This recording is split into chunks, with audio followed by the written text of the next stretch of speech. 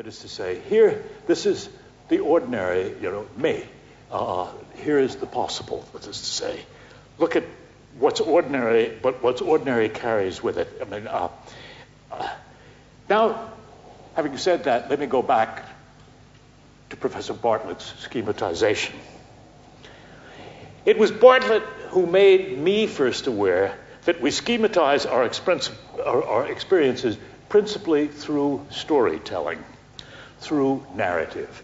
He was mad for that particular subject.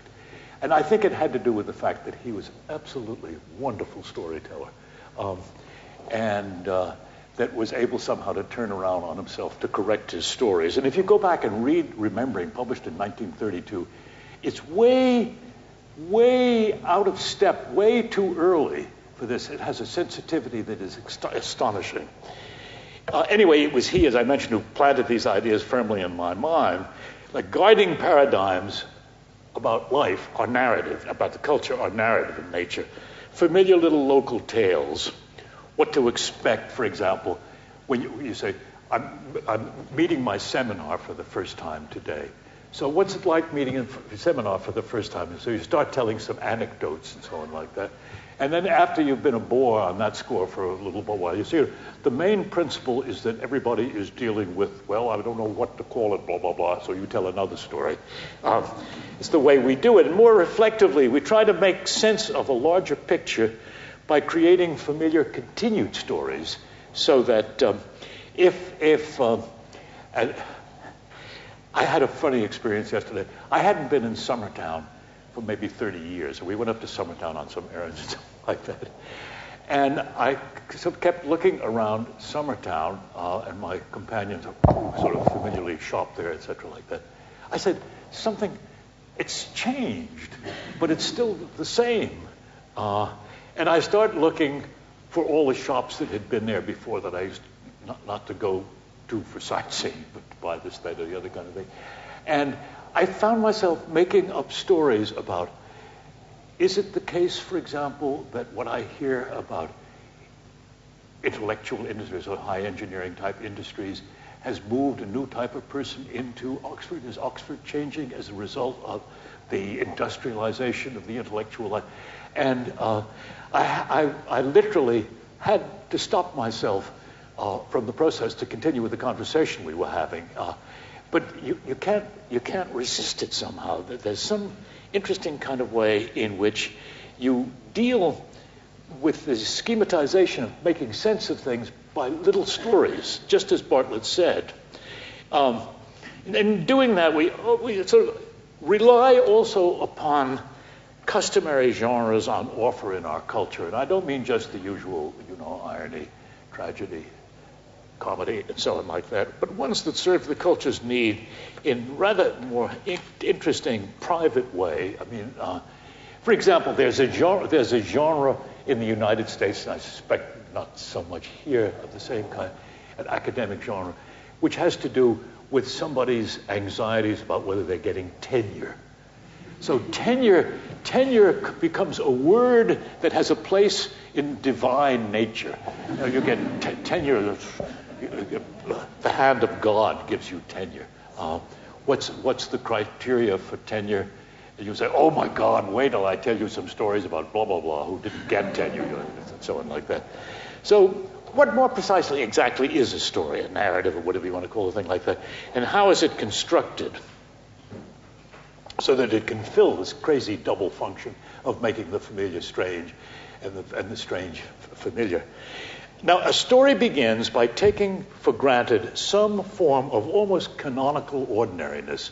That is to say, I was walking down the Banbury Road the other day, and the next thing that happens, that's the canonical opening, what would ordinarily happen. The next thing that happens is what Aristotle, some few years ago, referred to as the story's peripeteia, the thing that turns it on its head.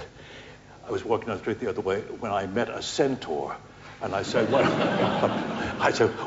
are you doing here? It gets launched with this,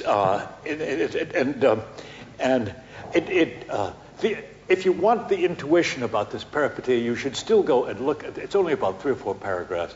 in the Poetics of Aristotle. And it is absolutely breathtaking. I mean, you'll say, boy, if you haven't read Aristotle's Poetics recently, you haven't read any modern literature. Anyway, to all of this, you get this upset, this peripeteia. The next thing that happens is some effort to somehow bring the world back. There's a tale about how to bring the world back into its ordinariness, to bring it back like that, or if you can't bring it back, to bring about some change that will be somehow consistent with the way it used to be. This is the underlying structure of a thing like that. And then it ends, the story ends, interestingly enough, with, typically not always, but with something which is called a coda. That is to say, some commentary on, leave well enough alone, with typical kind of coda, or blessed are they who blah, blah, blah, whatever like that. And so I got kind of interested, where the devil, what's the origin of that word coda? So I got out the sixth volume OED. My theory about the Oxford English Dictionary and the long OED is that when you're feeling under the weather, you look up something in the OED and it sort of grabs your attention and gets you out of your feelings of ordinariness. Anyway, so I looked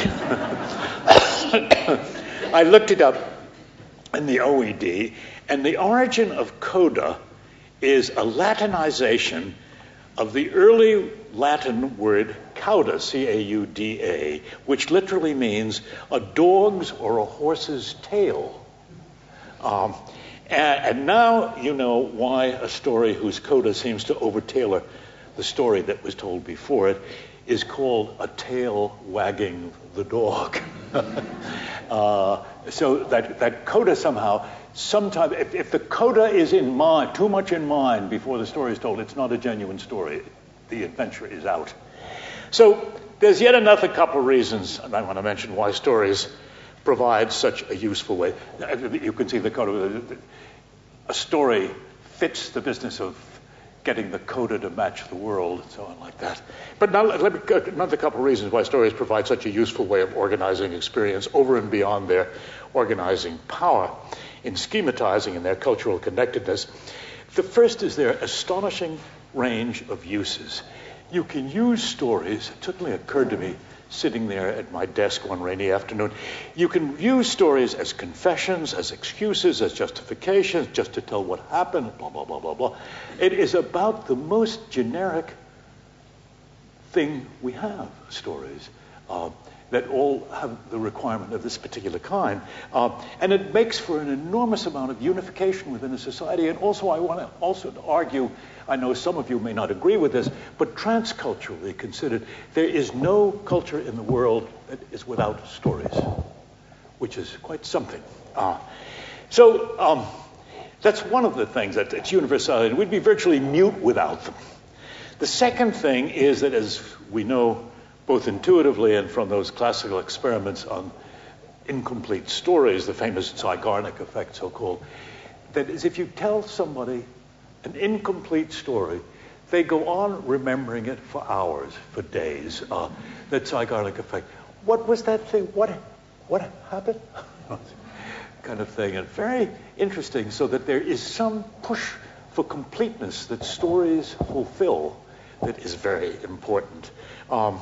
Stories, as it were, help keep us all of a piece, which is kind of interesting. And none of us like that very much, which is one of the reasons why people haven't studied the nature of stories very carefully. They're supposed to be kind of lightweight and so on like that. What, they're the fabric of my life? No, not surprisingly then, that our lives in culture are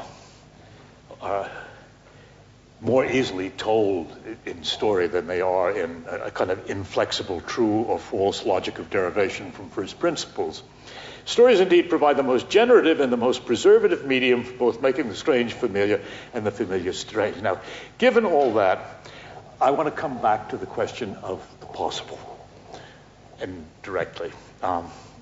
Why we need to stop brooding. I want to do it in terms of an episode that happened only about 3-4 weeks ago. It's a crazy story. It's autobiographical, as I say. It has to do with the challenge of incompleteness again, and the power that goes into trying to make sense of a story-like sense. I tell it as well because it's kind of amusing, which suggests there's something that there may be something. If something is amusing, there's usually something there, is my general intellectual theory. Anyway, it's about a lively historian presenting a lunch talk at the New York University Institute for the Humanities last month. The Institute is, I should tell you, a kind of an eccentric organization. It's dedicated to kind of academic fence jumping. I mean, people give all kinds of odd talks to it that in some ways they have no business giving, but it's a little bit even more than a pâté le bourgeois. I mean, it's to somehow shake you out of your stuffiness. Our speaker that week told us that he wanted to present a précis of a novel, to which all of us said, he was a member of the Institute, that he was writing, and whose title, he said, simply and brazenly, its title is 1848, or if you wanted to extend the title, you could call it 1848 America. So we all sort of sat there and waited for him, whose name I will not mention for reasons you'll see in a moment. He offered a succession of lightly sketched, presumably unrelated happenings in that out-of-the-blue year, 1848. Just presented them. Beginning with the turbulent California gold rush, as you probably, you Brits don't know that what Americans know, which namely gold was discovered in California in 1848. Maybe you get it in grade school the way we do, but I don't know. Then he went on to how San Francisco, in the 10 years afterward, grew from a sleepy village to a thriving city of 100,000 in a decade. Then he went on from there to the invention of the telegraph at that same time that first changed how business firms in New York managed personal visiting. That is to say, people stopped carrying messages back and forth to each other and started sending them by telegraph and got more rambunctious as a result, etc. And how some years later the transcontinental telegraph changed how people in America on the two coasts kept in touch with each other, a good summary of which is rather roughly. Did that in turn spur the building of the Transcontinental American Railroad a few years later, that people wanting to get out there and say, I told you. He ended with a casual reminder that 1848 was, as well, a tortured year of political uprisings in Europe news, with much internal dissent, and then he sat down. No conclusion. Just a string of well-recounted happenings, all in that single year.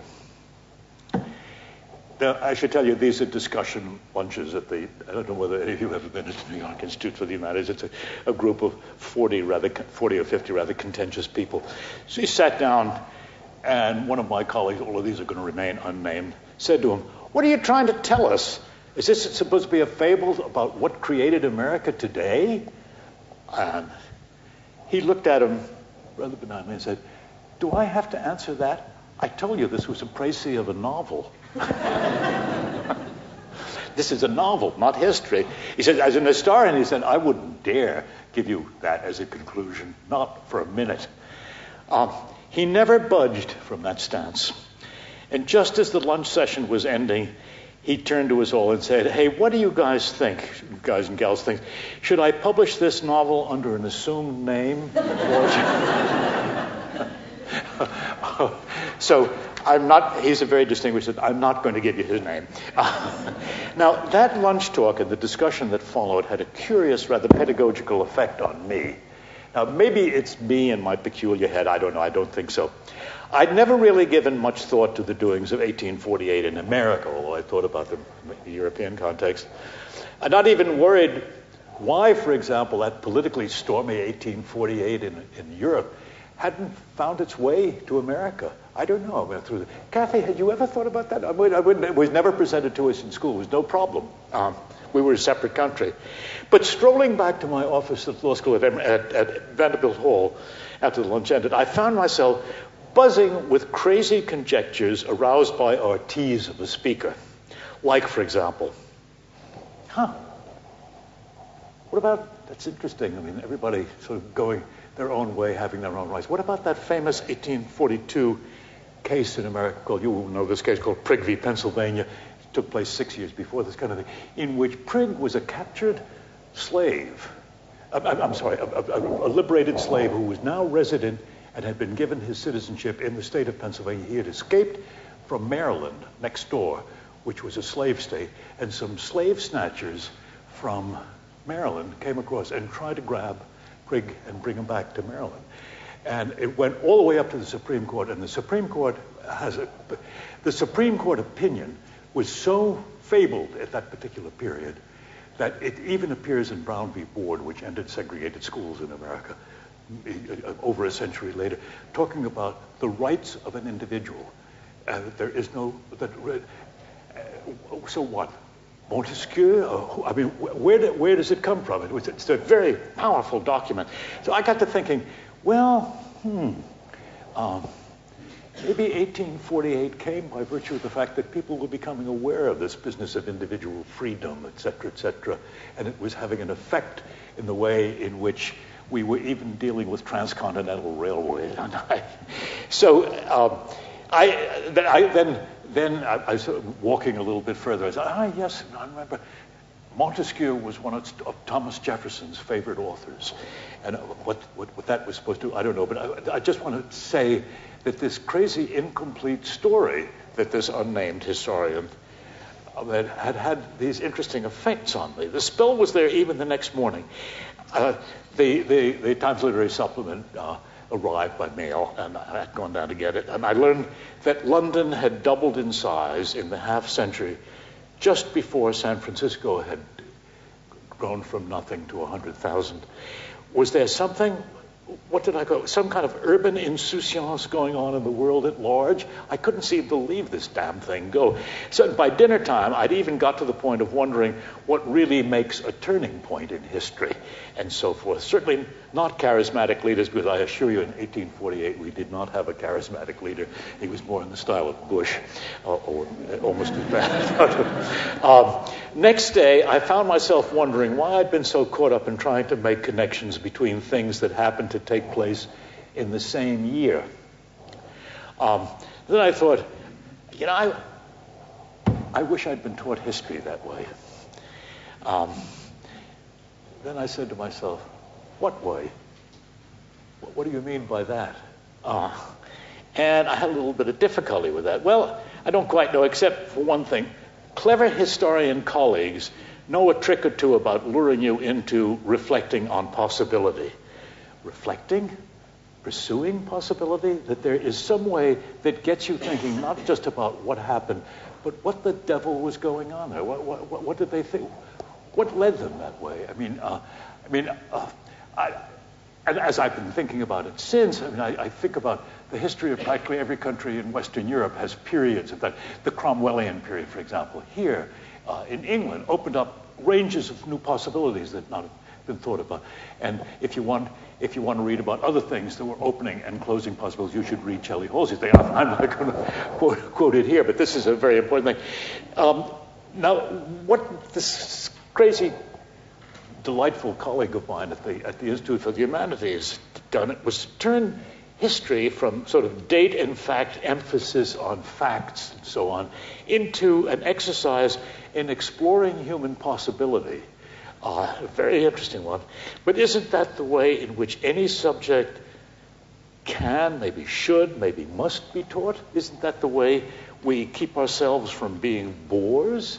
Isn't this a very important way to proceed?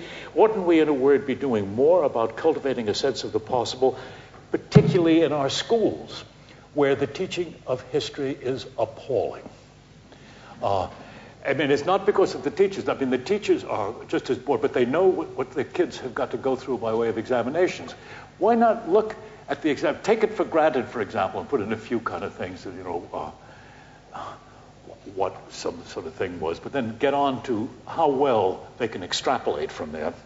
Now, having said all of this, I might even be tempted to dress up my brief conclusions about teaching the possible with this incomplete, challenging, teasy way of doing things.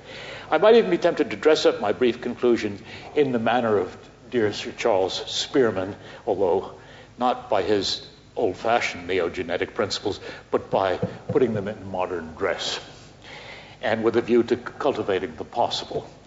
So I sat for hours thinking about this audience that I was going to have to talk to here, and came up with three sort of, what am I going to call them, postmodern noegenetic principles, and here they are. Here they are.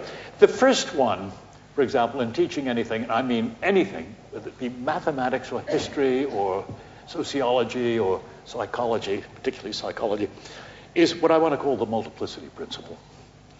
Any way of accounting for or explaining any set of events in the world is always to be taken as one of several possible ways of doing it, that there is never one and only one unique way of doing it. I want to teach that right from kindergarten, that there are multiple ways of understanding. And unless you appreciate there are multiple ways of understanding, you will go into a panic in the ordinary course of life. That is one. And I would mean, you can illustrate it as best you want to. I mean, there's no, for example, if you were teaching it to Oxford undergraduates, there's no better way in which you could illustrate by comparing, say, the Oxford of 1870 with the Oxford of 2007, the way in which the change is there, and then get them to think not just how did that come about, but whither, where next? What are we going to be like in a few years, or a dozen years, or however many want? Okay, so that's the first one. What did I call it? I called it the multiplicity principle. There's more than one way of approaching anything. The second I want to call the perspectival principle. I'm sure Sir Charles Spearman by now is turning in his grave, but never mind. Second one is, all generalizations that you may make are products of some particular perspective that one has adopted toward the world that one's dealing with. It follows then that even the verifiability, that is finding the truth of a particular generalization, will depend upon getting evidence from the perspective that one has looked at. There is no truth from nowhere. Things are always bound in a perspective. And once kids know that, then they start having fruitful arguments about, well, where does that view come from? And boy, they love it. And they get to be much smarter by virtue of it. And it's a little bit threatening too, because sometimes they get to be a little bit smarter than we are, but that's okay. That's part of one of the risks of being a teacher. So that's the perspectival one, that things always come from some perspective. And then the third is a little bit risky, and I'm not even sure that I fully believe it, but I'm going to present it anyway. I call it the comparative principle, which goes as follows. The range and the power of any explanation that you may offer is to some measure dependent upon your awareness of there being an alternative to it. That is to say, you understand something better when you think of something as an hypothesis from one point of view, that there is another one, that somehow it itself, this comparative point of view, deepens your understanding of things. So that's the third one. That is to say, the multiplicity principle, the perspectival principle, the comparative principle, and now Sir Charles Spearman can be at rest for a moment. They're about as different as you please. Now, in a word, one always knows the world in the light of the perspective that one has chosen or has imposed upon one. There are always other ways of knowing, even of seeing it. Those other ways constitute the realm of possibility. I want to end by insisting that this point of view toward the possible forms of knowledge and of knowledge seeking is as relevant in kindergarten as it is to go back to my other images, at the Institute for Advanced Study in Princeton or at All Souls down the road. It is what I mean by cultivating the possible. It is part of a philosophy of education which down deep under we all recognize and appreciate, but we have given up practicing enough, largely because of the demand for producing some sort of product measured by what somebody knows rather than by what they can do with it. And may the Jerome Bruner building at Oxford's Distinguished Department of Educational Study thrive in this particular spirit. And I thank you all very much.